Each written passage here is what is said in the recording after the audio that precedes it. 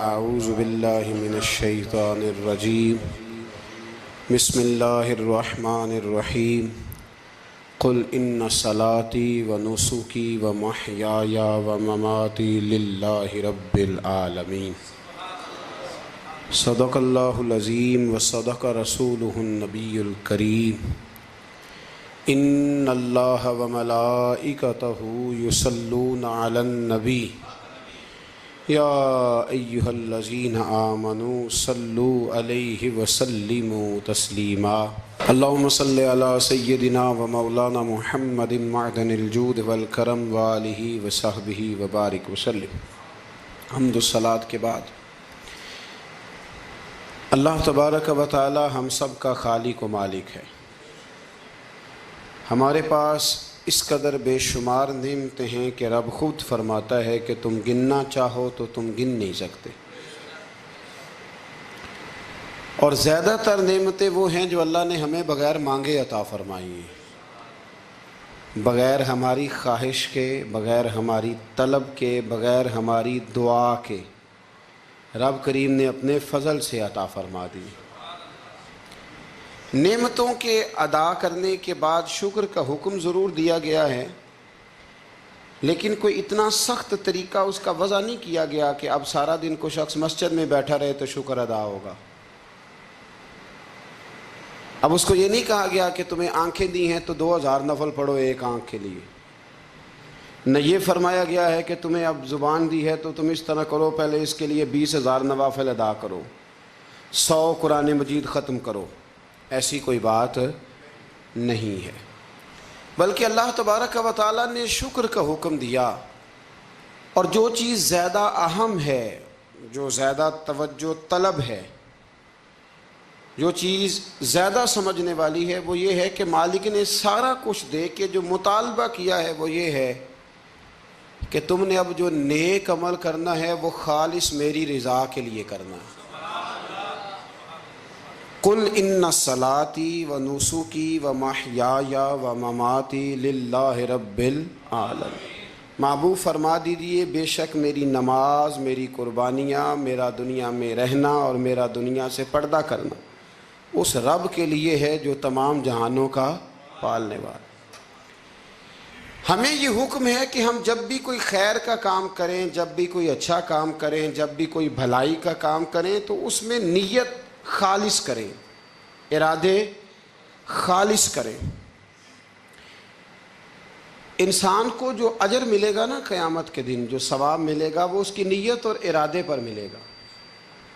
امام جلال الدین سیوطی رحمۃ اللہ علیہ سے کسی شخص نے کہا تھا جی ایک حدیث میں میں نے پڑھا ایک نیکی کا 10 گنا اجر ہے، ایک میں پڑھا 70 گنا، ایک میں 700 گنا ہے، تو اجر ہے کتنا؟ تو آپ فرمانے لگے جتنی نیت اچھی اتنا اجر بھی زیادہ۔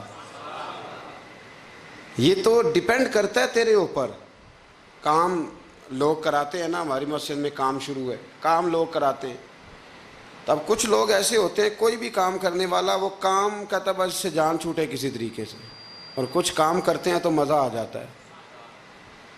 ان کی صفائی، ان کی دلچسپی، ان کا ذوق، ان کا شوق، ان کی توجہ بتلاتی ہے کہ یہ شخص واقعی کام کرنا چاہ رہا ہے اور اس کی دلچسپی ہے۔ نیکی جب آپ ذوق سے کرتے ہیں، شوق سے کرتے ہیں، دلچسپی کے ساتھ کریں۔ یہاں تو بہت سارے لوگ دین کا نام لے کے اپنا قد اونچا کرتے ہیں، صدقات و زکوٰۃ کا نام لے کے لوگ اپنے آپ کو سخی مشہور کرتے ہیں۔ یہاں تو لوگ نماز پڑھ کے معاشرے کے اندر اپنا وقار بڑھانا چاہتے ہیں، اللہ ماشاء اللہ کہ میں نمازی ہوں۔ یہاں تو لوگ کوئی خیر کا کام کر کے دیکھیں نا، اب کیا ہو رہا ہے حج عمرے کے موقع پر جو کام سب سے زیادہ ہوتا ہے وہ تصویریں کھینچنے کا ہے، سب سے زیادہ۔ اب میں چل پڑا ہوں، اب میں پہنچ گیا ہوں، اب میں جہاز میں بیٹھ گیا ہوں، اب نفل پڑھ لیے ہیں، احرام باندھ لیا ہے، طواف ہو گیا ہے، یوں لگتا ہے بندہ نہیں طواف کر رہا، موبائل طواف کر رہا ہے۔ یہ سب سے زیادہ لوگ ملنے آتے ہیں، پیار کرتے ہیں، دور دراز سے حضرات کئی دفعہ محبت کے ساتھ تشریف لے آتے ہیں، تو مجھے پتہ ہوتا ہے کہ اب جو کام سب سے ضروری ہے وہ تصویر کھینچنے کا ہے، وہ کرنا ہی ہے اور وہ کرنا ہی پڑے گا، اس کی مکمل تیاری ہوتی ہے، وہ پروگرام بنا کے آئے ہوتے ہیں۔ میرے بھائیوں یہ یاد رکھیں کہ کوئی بھی کام جب تک اس میں اللہ تعالیٰ کی رضا شامل نہیں ہوتی. دیکھیں نا، اللہ دلوں کے حال جاننے والا ہے. اگر کوئی شخص کسی قسم کی بددیانتی کرتا ہے، خیانت کرتا ہے، ظلم کرتا ہے، وہ لوگوں سے چھپ کے بھی کرے تو رب کریم کی سزا سے بچ سکتا؟ وہ چھپ کے کرے کیا کر لے گا؟ نبی کریم صلی اللہ علیہ وسلم نے فرمایا رب جب کسی کو رسوا کرنا چاہتا ہے تو 7 پردوں کے پیچھے چھپے بھی کر دیتا ہے، اور جب اللہ کسی کو عزت دینا چاہتا ہے تو پھر کوئی اس سے چھین سکتا؟ یہ میرے مالک کا نظام ہے. اس میں آپ کسی قسم کی کوئی جو ہے وہ مداخلت کرنے کے مجاز نہیں ہے. اپنی ارادوں کو، اپنی نیتوں کو، اپنے شوق اور ذوق کو خالص رکھیں اللہ کی رضا کے لیے. اس میں شائبہ نہ ہو، شک نہ ہو کسی قسم کا، غیر کی آمیزش نہ ہو.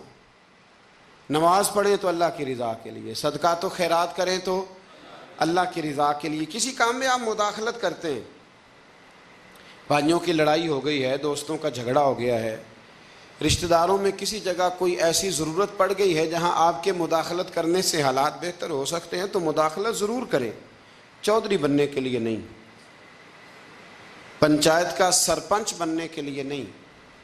اس نیت سے کہ میرے نبی پاک علیہ السلام نے فرمایا جس نے 2 لوگوں کی صلح کرا دی رب 2 حج اور 2 عمرے کا ثواب عطا فرمائے گا. اس ارادے سے، اس نیت سے، اس ذوق سے، اس شوق سے، اس توجہ کے ساتھ آپ آگے بڑھیں گے کہ ہم نے اللہ کی رضا کے لیے کرنا ہے. ہمارے آج کل کے جتنے امور ہیں ان امور کے اندر دنیا داری غلبہ کرتی چلی جا رہی. ہر کام میں دنیا داری کی آمیزش ہو جاتی ہے، نہ چاہتے ہوئے بھی، نہ ارادہ کرتے ہوئے بھی، بہت ساری جگہوں پہ. اور دنیا داری اتنی غالب ہو گئی ہے کہ دنیا ہی دنیا نظر آنے لگ گئی ہے. دنیا ہی دنیا، یعنی کوئی چیز کیمرے کی آنکھ سے چھپ نہیں پا رہی، کوئی بات ایسی نہیں جس پر لوگوں کی نظریں نہ ہوں. کوشش کریں. اور عجیب بات یہ ہے کہ دنیا داری ہو، دولت ہو تو اس کو چھپا کے رکھا جاتا ہے، اور دین کی کوئی بات ہو اس کو نشر کرنا ضروری سمجھا جاتا ہے تاکہ لوگوں کو میرے تقوی اور میری پرہیزگاری کی خبر جلدی جلدی مل جائے. میرے نبی کریم علیہ الصلاۃ والسلام نے خالص اللہ کی رضا کے لیے ہر کام کرنے کا حکم دیا. سیدہ عائشہ صدیقہ رضی اللہ تعالیٰ عنہ راوی ہیں، الترغیب و ترہیب میں حدیث ہے. پیارے حبیب کریم سید عالم صلی اللہ تعالیٰ علیہ وسلم نے ارشاد فرمایا کہ حضور ایک دن مجمع، صحابہ کے مجمع میں حضور نے پوچھا بتاؤ اسلام کی سب سے مضبوط بنیاد کیا ہے؟ ایک صحابی نے کہا یا رسول اللہ نماز پڑھنا. 5 وقت لوگ جمع ہوتے ہیں، ایک دوسرے کا حال احوال پوچھتے ہیں، معاملات ہوتے. یا رسول اللہ صلی اللہ تعالیٰ علیہ وسلم مضبوط بنیاد ہے اسلام کی نماز پڑھنا، 5 وقت جمع ہونا. حضور نے فرمایا بات تمہاری ٹھیک ہے پر تم میری مراد کو نہیں پہنچے. عرض کی حضور حج کرنا، مختلف رنگ، مختلف نسلیں، مختلف قبیلے، مختلف بولیاں، لیکن جب حج کرنے پہنچے تو لباس بھی ایک ہی ہو گیا، گفتگو بھی ایک ہی، لبیک اللہم لبیک لبیک لا شریک لک لبیک ان الحمد والنعمت لک والملک لا شریک لک لبیک. ایک ہی صف میں کھڑے ہو گئے محمود و یاز، نہ کوئی بندہ رہا نہ کوئی بندہ نواز. نبی رحمت سید عالم صلی اللہ علیہ وسلم سے عرض کی حضور یہ حج جو ہے نا اس میں بڑی یکسانیت ہوتی ہے، ہر رنگ ہر نسل کا آدمی ایک تسبیح کے دانے کی طرح ایک جگہ پہ پرو دیا جاتا ہے، تو لگتا ہے یہ اسلام کی مضبوط بنیاد ہے. محبوب فرمانے لگے بات تمہاری ٹھیک ہے پر تم میری مراد کو نہیں پہنچے. عرض کی حضور پھر زکوٰۃ، صدقات، خیرات اسلام کی مضبوط بنیاد ہے. کیوں؟ وہ اس لیے کہ غریب امیر کو دیتا ہے، امیر غریب کو دیتا ہے، اور غریب امیر سے لیتا ہے تو ایک رشتہ بنتا ہے، ایک تعلق بنتا ہے. محسن کا اور احسان مند کا بڑا گہرا رشتہ ہوتا ہے، بڑا. ایک دوسرے سے پیار کرتے ہیں، ایک دوسرے کو چاہتے ہیں، ایک دوسرے کے لیے اچھے جملے بولتے ہیں، ایک دوسرے کے لیے ہمیشہ ان کے جذبات ٹھنڈے میٹھے اور اچھے ہوتے ہیں. تو لگتا ہے یہ اسلام کی مضبوط بنیاد ہے. حضور فرمانے لگے بات تمہاری ٹھیک ہے پر تم میری مراد کو نہیں پہنچے تو پھر صحابہ عرض کرنے لگے حضور ہماری رعایت فرما دیں، پھر ایک رحمت کی نظر کر دیں، آپ ہی بتا دیں اسلام کی مضبوط بنیاد کیا ہے۔ تو محبوب فرمانے لگے اسلام کی مضبوط بنیاد ہے اللہ کی رضا کے لیے کسی سے محبت کرنا۔ کس کی رضا کے لیے؟ خالص اللہ کی رضا کے، اور اللہ کی رضا کے لیے کسی سے بغض رکھنا، عداوت رکھنا، اللہ کی رضا کے لیے، محبت بھی اللہ کے لیے، عداوت بھی، ذاتی دشمنی کوئی نہیں، ذاتی اختلافات کوئی نہیں، ذاتی رنجشیں کوئی نہیں، ذاتی لڑائیاں کوئی نہیں، ذاتی جھگڑا کوئی نہیں، خالص اللہ کی۔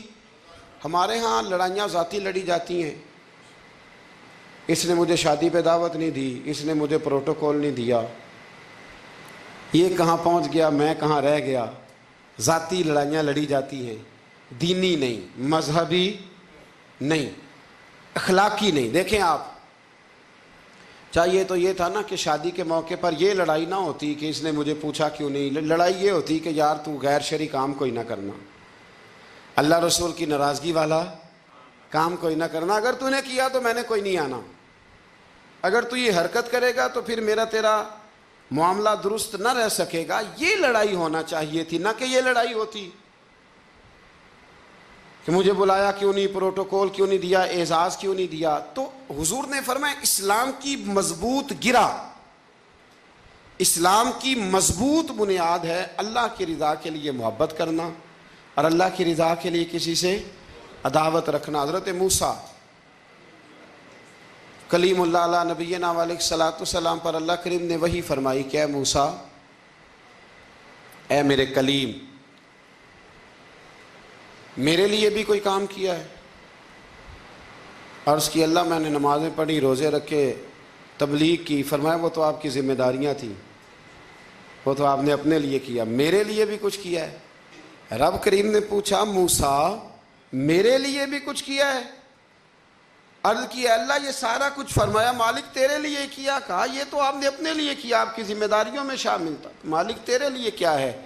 فرمایا کسی بندے سے محبت کی ہے کہ یہ اللہ کا بندہ ہے، کسی بندے سے محبت کی ہے کہ یہ اللہ کا بندہ ہے، یا کسی کے ساتھ تمہاری صرف اس لیے ناراضگی ہو کہ یہ اللہ کا نافرمان ہے، اللہ رسول کا دشمن ہے، معاذ اللہ بے ادب ہے۔ میرے بھائی سمجھ لیں اچھی طرح اور اپنے دل کے کونے میں یہ بات بٹھا لیں کہ زندگی میں جو کام کریں وہ اللہ کی رضا کے لیے، چھوٹا سا بھی خیر کا کام۔ میرے رسول کریم علیہ السلام کا جو سب سے پہلا فرمان ہے نا بخاری میں، وہ یہ ہے کہ انما الاعمال بالنیات، تیرے عمل کا دار و مدار تیری نیت پر ہے، تیرے ارادے پر ہے۔ بنیاد تمہاری نیت ہے، بنیاد یہ ہے کہ تمہارا اندر سے اس کام کے لیے ذوق کیا ہے، شوق کیا ہے۔ اگر وہ بنیاد مضبوط ہے تو پھر عمل کی جو آپ چھت ڈالیں گے وہ ساری چھت بھی مضبوط ہے، لیکن اگر ارادے کچے ہیں، کمزور ہیں، سازشیں ہیں، رنجشیں ہیں، اندر معاملات گڑبڑ ہیں، تو پھر کبھی دیواریں مضبوط ہو سکتی۔ نیتیں اچھی کریں، بڑی سادی مثال، بڑی صاف ستھری، مولا کائنات شیر خدا حضرت علی المرتضیٰ کرم اللہ تعالی وجہ الکریم نا، آپ ایک جگہ جنگ لڑنے کے لیے گئے، جہاد ہو رہا ہے۔ عرب کے جو لوگ ہوتے تھے وہ دشمن کو سزا بڑی سخت دیتے تھے، بعض لوگ مطالبہ بھی کرتے ہیں نا سخت سزا کا۔ ہمارا سرائکی کا ایک شاعر ہے، وہ کہا کرتا ہے جے تنگ ہے ساڈی زندگی تو تے دے سخت سزا تیری جان چھٹے، ساکو مار نہ شاکر قسطاں وچ یک لخت مکا تیری جان چھٹے۔ عرب کے لوگ نا سخت سزا دیتے تھے، سخت، وہ اذیت دیتے، کبھی انگلی کاٹ دیتے، کبھی ہاتھ کاٹ دیتے۔ مختار سقفی نے جب امام علی مقام رضی اللہ تعالیٰ عنہ کے قاتلوں کو قتل کیا تو زیادہ تر کی گردنیں نہیں کاٹی تھی، بلکہ اس نے ہاتھ پیر کاٹ کے لوگوں کو جنگلوں میں پھینک دیا تھا، تڑپ تڑپ کے لوگ مر گئے۔ اسلام اس اذیت کا قائل ہے۔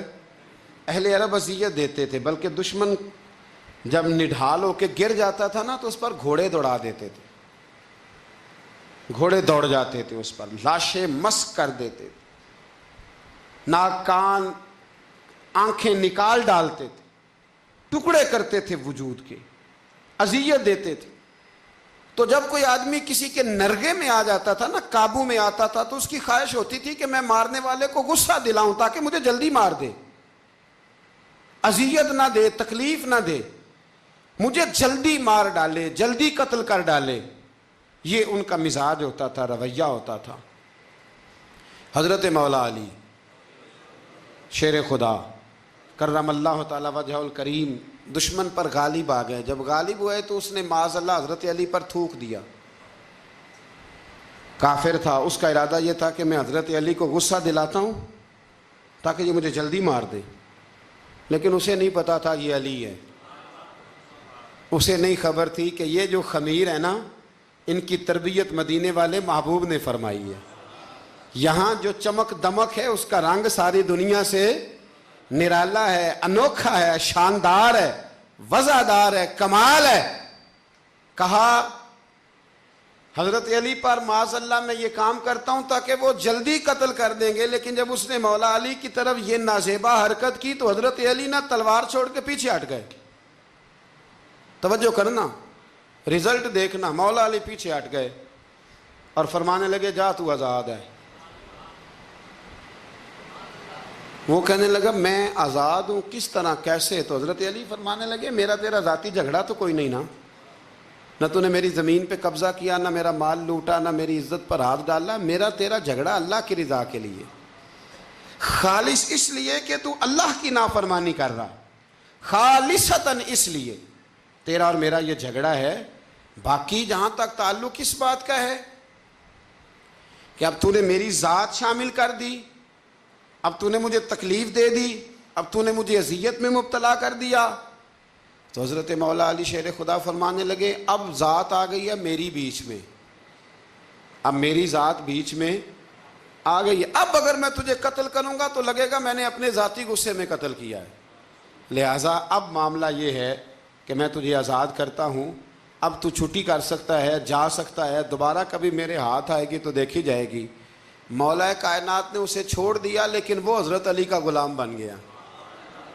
وہ غلام بن گیا، کہنے لگا علی اب سمجھ آئی ہے کہ دین کتنا شاندار ہے، دین کتنا اعلیٰ ہے، دین کی قدریں کتنی پاکیزہ اور کتنی حسین ہیں، اور کتنا منور ہے محبوب کریم کا دین، آپ مجھے کلمہ ہی پڑھا دیں۔ گویا جو بندہ تلوار سے فتح نہ ہو سکا وہ مولا علی کے خلوص سے فتح ہو گیا۔ حضرت علی کے خلوص سے، للہیت سے، اللہ کے ساتھ جو ان کا رشتہ تھا، اس رشتے کی برکت سے وہ آدمی فتح ہو گیا۔ میرے بھائی، ہمارے معاملات کے اندر للہیت ختم ہوتی جا رہی ہے، خلوص نہیں رہا، کرامتیں ہیں، کہانیاں ہیں، داستانیں ہیں، الزامات ہیں، جھوٹ ہے، فریب ہے، فراڈ ہے، بڑا کچھ ہے۔ اگر نہیں ہے تو خلوص نہیں ہے، اگر نہیں ہے تو ہمارا اللہ اور اس کے رسول کے ساتھ رضا والا معاملہ نہیں ہے۔ کسی چیز کو اس کی حقیقت کی بجائے ہم تصورات کی دنیا میں جا کے، خیالات توہمات اور افواہوں کی دنیا میں جا کے اس کو قبول کرتے ہیں۔ یاد رکھو، جن لوگوں کی زندگیاں اللہ کی رضا کے لیے تھیں وہ لوگ بڑے اچھے تھے، بڑے خوش بخت تھے، بڑے خوش نصیب تھے۔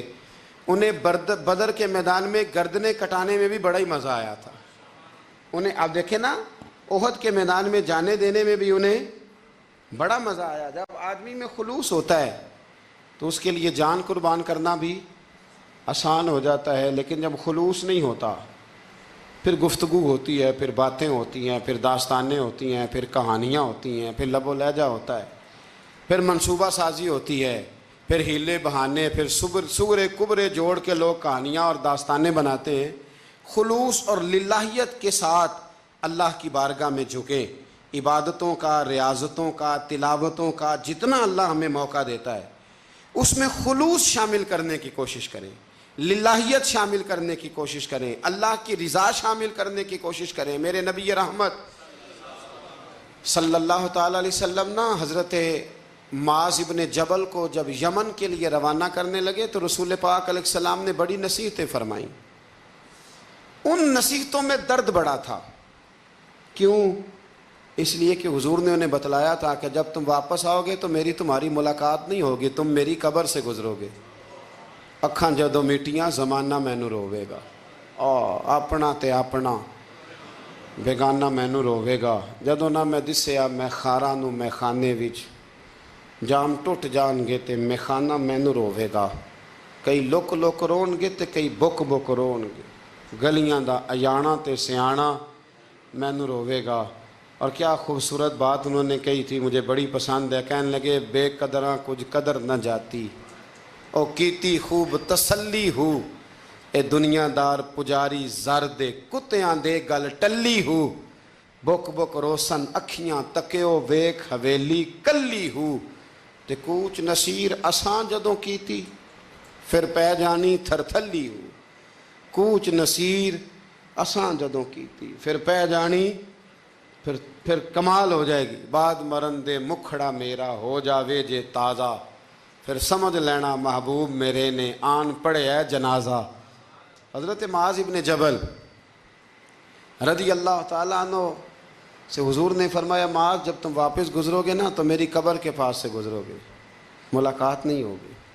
तो वो जो नसीहतें थी ना उस मौका पर, जब आप गोया किसी से आखिरी मुलाकात कर रहे होते, उन नसीहतों के अंदर जो हुस्न होता है, कमाल होता है, वो तो जाते जाते की बात, लै सजना असा तोड़ नहीं पाई, तो जान ही दिती राह तेरे, वो जो जाते जाते की गुफ्तगू होती है, वो जो अंदाज़ होता है, बड़ा कमाल होता है। और उसकी गहराई और गहराई को वो समझ सकता है जिसको वो लम्हे मुयस्सर आते, जो उस वक़्त उस मकाम पे खड़ा होता है। हज़रत मुआज़ इब्न जबल रज़ी अल्लाह ताला अन्हु तड़प के रोए, कहा हुजूर क्या फरमा रहे हैं? हुजूर कोई ख़ास नसीहत? तो नबी पाक ने बड़ा कुछ फरमाया। एक जुमला हुजूर ने यह कहा, मुआज़ अमल जितना भी करना खुलूस के साथ करना। और महबूब ने फरमाया, तेरा खुलूस के साथ किया हुआ थोड़ा अमल भी रब की बारगाह में ज़्यादा बना के तेरे लिए ज़रिया निजात बन जाएगा। जितना भी करना करना खुलूस के साथ करना, बोलिए खुलूस के साथ करना, लिल्लाहियत के साथ करना, उसके अंदर कोई कमज़ोरी ना आने पाए। लिल्लाहियत के साथ, खुलूस के साथ, रवादारी के साथ, प्यार के साथ करना।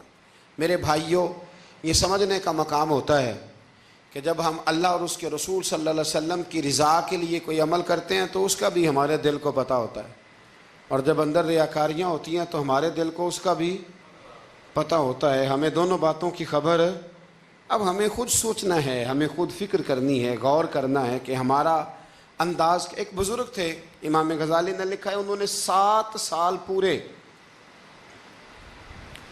पांचों नमाजें जमात के साथ पढ़ी और पहली सफ़ में तकबीर उला के साथ पढ़ी। 7 दिन नहीं पूरी पढ़ी जाती पांचों नमाजें पहली सफ़ में पहली तकबीर के साथ। 7 पहली सफ़ में तकबीर उला कहता है। इमाम ने अल्लाह अकबर कहा पहली तकबीर में, तो हमने भी साथ ही अल्लाह। पहली सफ़ में 7 साल तक पांचों नमाजें तकबीर उला से, बहुत बड़ा कारनामा है, बहुत बड़ी बात है। मतलब बंदा यहाँ से उठ के आते, वुज़ू करते, कोई मामला आ गया, कोई मतलब उसको हाजत हो गई इस्तंजा वुज़ू की, तो वो टाइम निकल जाता है। कई दफ़ा ऐसे होता है। 7 साल पूरे नमाज पढ़ी। तो कहते हैं 7 साल के बाद ना एक दिन 8वां साल लगा हुआ था, तो बुज़ुर्ग फरमाते हैं मैं ज़रा लेट हो गया, तकबीर उला तो मिल गई पर पहली सफ़ ना मिली, तीसरी सफ़ में जगह मिली। बुज़ुर्गों के तकवे देखिएगा। फरमाते तीसरी सफ़ में मैंने नमाज़ पढ़ी तो मेरे दिल के अंदर ख्याल आया, यार लोग क्या सोचेंगे कि इतना अच्छा इसका रिकॉर्ड था, पहली सफ़ में ये नमाज़ पढ़ता था, तो आज तीसरी सफ़ में लोग क्या सोचेंगे। फरमाते हैं जब ये लफ्ज़ ज़ुबान पे आया तो मेरा ज़मीर बोल पड़ा,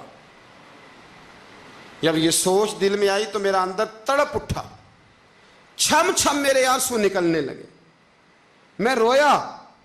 और फरमाते हैं लोग चले गए और मैं नफल पढ़ता रोता रहा।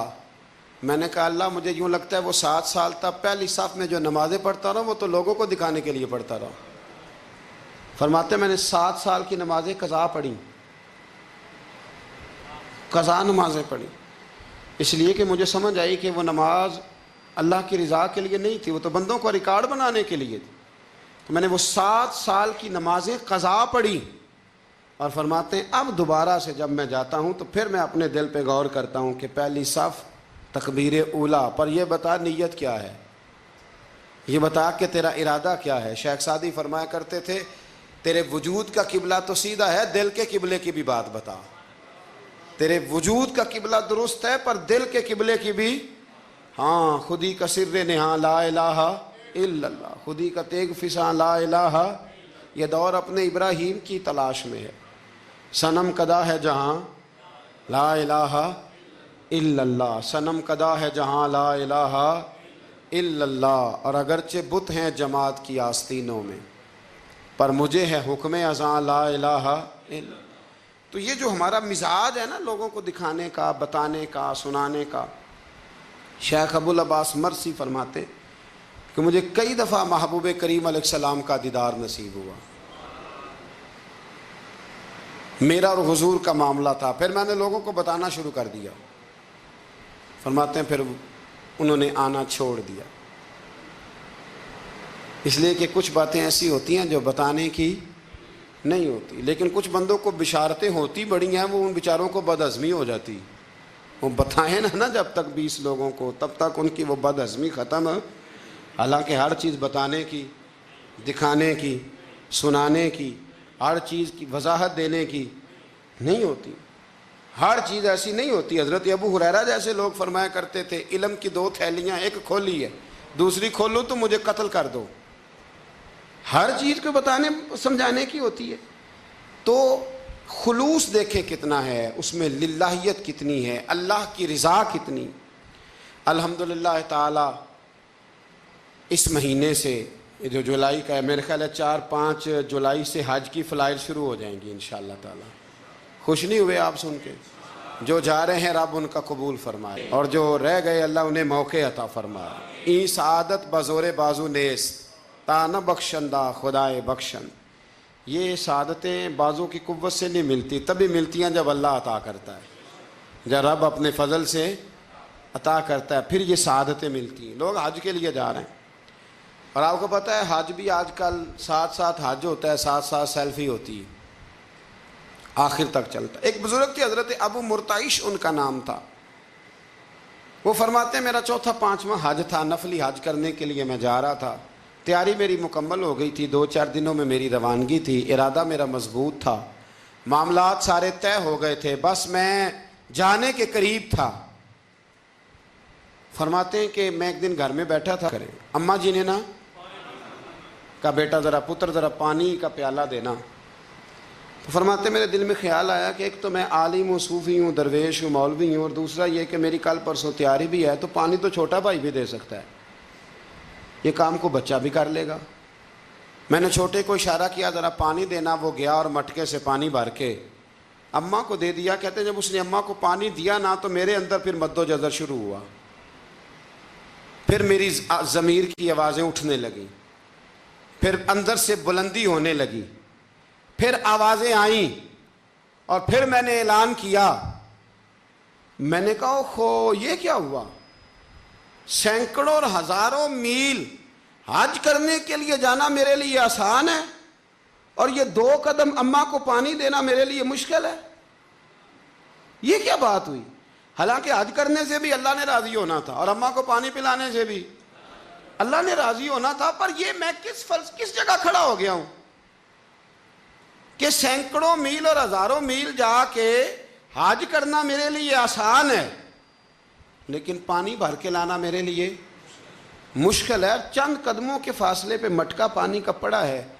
فرماتے ہیں بس اسی وقت پھر مجھے سمجھ آئی کہ وہ حج میں لوگوں نے ذرا حاجی حاجی کہنا ہے نا، حج میں لگا شور اٹھے گا نا کہ چھٹا حج کر کے آیا ہے، حج میں ذرا آوازیں اٹھیں گی نا ماشاءاللہ کیا بات ہے، پھول ڈلیں گے اور پتیاں گریں گی اور نام ہوگا، لیکن اماں کو پانی دینے سے کسی نے اعلان تو نہیں نہ کرنا، شاباش تو نہیں نہ دینی، کسی بندے نے آواز تو نہیں نہ اٹھانی۔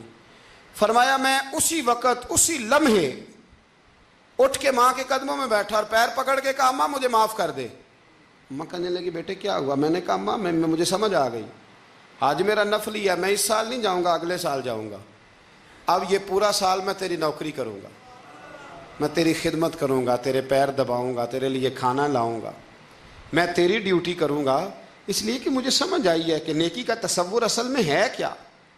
ہم بالعموم وہ نیکی کرنے جا رہے ہوتے ہیں جو نیکی بھی ہوتی ہے اور دنیا میں اس کا نام بھی ہوتا ہے، تذکرہ بھی ہوتا ہے، اس کی وجہ سے ہمارا قد بھی اونچا ہو رہا ہوتا ہے۔ حالانکہ نیکی کا تصور تو بڑا چھوٹا سا ہے، کل معروف صدقہ، مسکرا کے ملنا بھی نیکی، رزق حلال کما کے بچوں کو کھلانا بھی نیکی، گلی سے پتھر اور کانٹا اٹھا دینا بھی نیکی۔ پر ہمیں تو کوئی لمبی چوڑی نیکی چاہیے، کوئی بڑی نیکی چاہیے۔ اس لیے بہت سارے ایسے لوگ ہیں جو نیکیاں ان کی پہنچ میں ہوتی ہیں وہ نہیں کرتے۔ وہ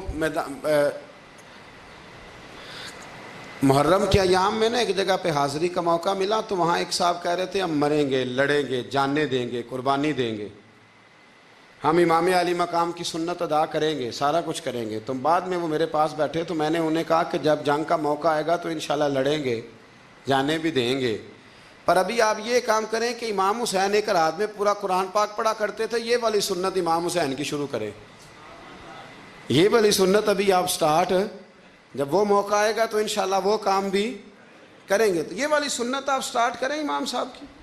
امام صاحب 100 نفل پڑھا کرتے تھے فرض نماز کے علاوہ روزانہ، 100 رکعت نماز نفل، تو آپ یہ والی سنت امام حسین کی شروع کریں نا، تو جب کربلا سجانے کی باری آئے گی تو پھر کربلا بھی سجا لیں گے۔ لیکن ہم نے یہ والے کام نہیں کرنے، نمازیں 5 پوری نہیں پڑھنی، ہم نے تو صرف کربلا والی سنت ادا کرنی، نعرے لگانے ہیں، وہاں تک پہنچنا ہے۔ میرے عزیز یاد رکھیں، اللہ کی رضا ہر جگہ پیش نظر ہو۔ میرے رسول کریم صلی اللہ تعالی علیہ وسلم کی عالی مرتبت خدمت میں ایک جنگ کے موقع پر صحابہ نے عرض کیا تھا کہ یا رسول اللہ صلی اللہ تعالی علیہ وسلم فلاں آدمی بڑی ہمت سے لڑ رہا ہے، جہاد کر رہا ہے، بڑی بات ہے۔ تو حضور نے فرمایا یہ جہنمی ہے،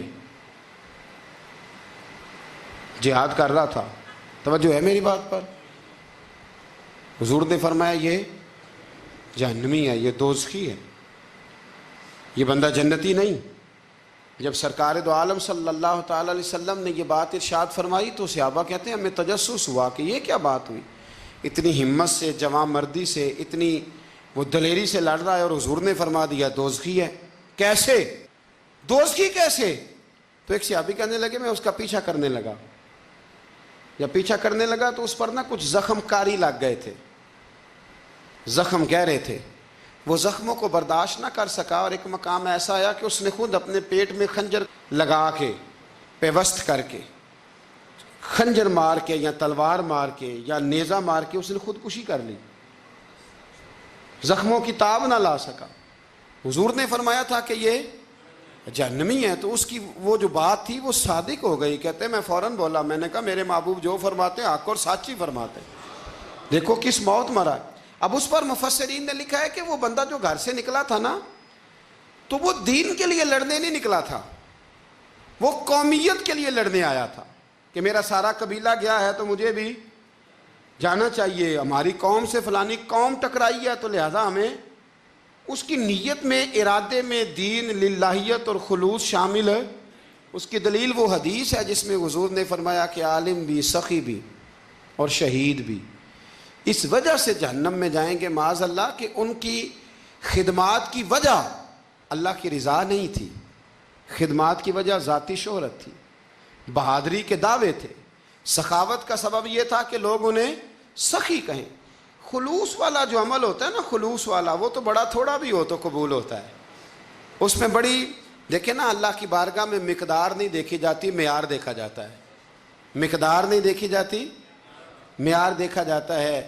نبی کریم علیہ السلام نے ایک جنگ کے موقع پہ اعلان کیا کہ ہر بندہ چندے میں حصہ دے، قحط کا زمانہ ہے، بہت زیادہ مال کی ضرورت ہے، ہر آدمی آئے، حصہ ڈالے، آگے بڑھے۔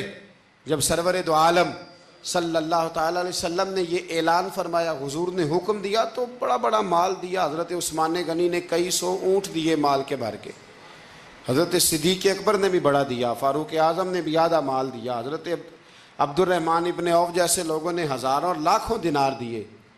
ایک غریب صحابی تھے، وہ فرماتے میں نے زور سے عصر تک یہودی کے باغ میں مزدوری کی، چند کلو کھجوریں ملی تو لا کے میں نے حضور کی بارگاہ میں نذرانہ پیش کیا۔ فرماتے میرے دل میں خیال تھا کہ وہ میری اٹی کیا کرے گی، میرا ایک قطرہ کیا کرے گا؟ جہاں لوگوں نے لاکھوں دیے ہیں، ہزاروں دیے ہیں، تو کیا بنے گا؟ لیکن فرماتے ہیں قربان جاؤں، وہ ڈھیر لگا تھا مسجد نبی میں مال کا، میرے نبی نے نا وہ مال اٹھا کے جو میں نے دیا تھا اس کے اوپر بکھیر دیا، اور حضور فرمانے لگے سن بھائی، جتنا ان سب کو اجر ملے گا اتنا اللہ تجھے اکیلے کو عطا فرمائے گا، اتنا تجھے اکیلے کو ملے گا۔ پیچھے دلیل ہے، میرے نبی پاک علیہ الصلوۃ والسلام کے فرمان کے پیچھے دلیل ہے کہ اس میں خلوص بڑھا تھا، اس بندے میں للہیت بڑی تھی، اس میں ذوق تھا، شوق تھا، ہمت تھی، اس نے محنت کی تھی، تو خلوص والا تھوڑا عمل بھی زیادہ ہو گیا۔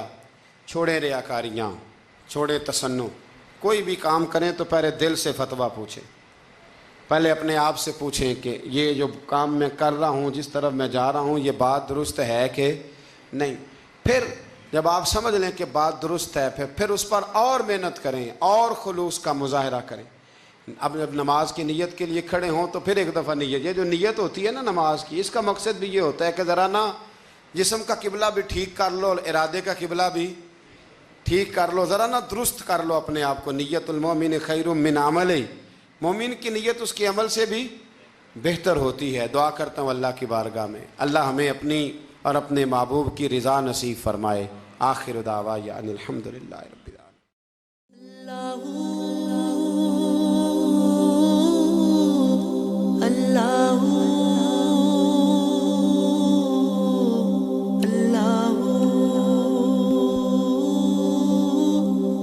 اللہ اوکھے پینڈے لمبیاں نے راواں عشق دیاں، درد جگر سخت سزاواں عشق دیاں، درد جگر سخت سزاواں عشق دیا۔ اللہ اللہ اللہ اللہ اللہ ورگی جنڑی عشق رولا چھڑدا، سر بازار چاوے عشق نہ چا چھڑدا۔